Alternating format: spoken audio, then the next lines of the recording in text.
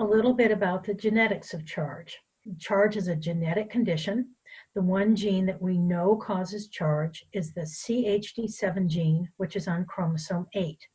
So this is a single gene that's on one of the arms of the number 8 chromosome.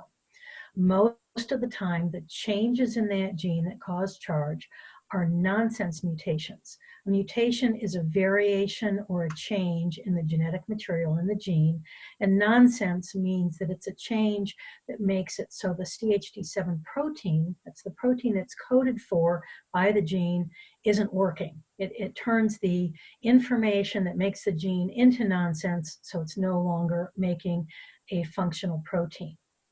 Most of the time, these mutations or variants are de novo, and that's a term that means new. And what we mean by that is that the person in the baby with CHARGE is the first one in the family to have that change in the CHD7 gene. That means it wasn't inherited from either parent. It was a change that occurred usually in the sperm or the egg that went to make that child, and it's not something that's running in the family. We see this with other conditions that are inherited this way. And in these families, we sometimes see advanced paternal age, that is slightly older fathers. You may remember that chromosome abnormalities happen a little more often with older mothers. New changes in single genes happen a little bit more often with older fathers. Once a couple has a child with CHARGE syndrome, there is a small but increased risk of having another child with CHARGE syndrome. That risk is about 1 to 2%. So it's higher than that 1 in 10 to 12,000 in the general population that I mentioned previously, but it's still a 98, 99% chance it will not happen again. Once someone has a gene for CHARGE, it's inherited as an autosomal dominant condition. That means that it can be passed on to the next generation. You probably remember that everybody has 2 copies of each gene, one from the mom, one from the dad. If someone has CHARGE syndrome, they have 1 CHARGE gene and 1 normal CHD7 gene, and it's 50-50, a flip of the coin, whether they're passing on the CHARGE gene or the normal CHD7 gene to each child. CHARGE is extremely variable in its expression, and that means if it happens more than once in a family, it's not necessarily going to be the same in the 2 affected individuals. You can see this picture of identical twins who have CHARGE. Their genetics, their DNA is identical, but they have different heart defects.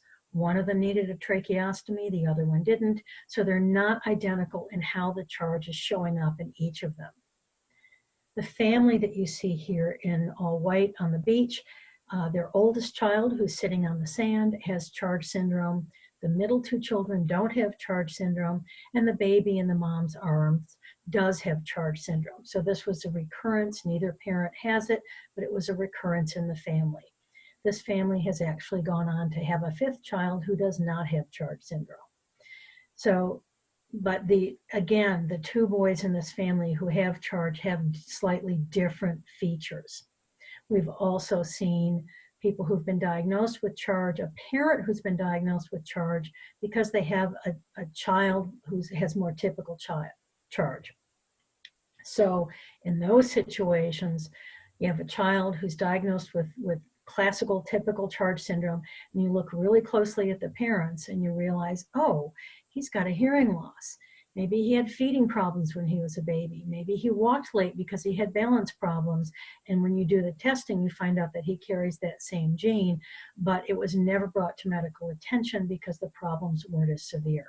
So it's extremely variable expression and does not run true in families. And this is a family that we found in Missouri who has 3 generations of individuals with CHARGE. And the grandmother on the top and the mother in the middle both had relatively mild CHARGE. They did well enough to be able to get married and have children and do well in life. The young man on the very bottom row had very typical CHARGE, needed lots and lots of care. His sister was much more mildly affected. At that time was in high school and working at a fast food restaurant. They also had two sisters who did not have any features of charge, and their mother had a couple of babies who died in the newborn period of severe birth defects, who probably had charge with more severe birth defects. So the three generations of affected individuals in this family had different features.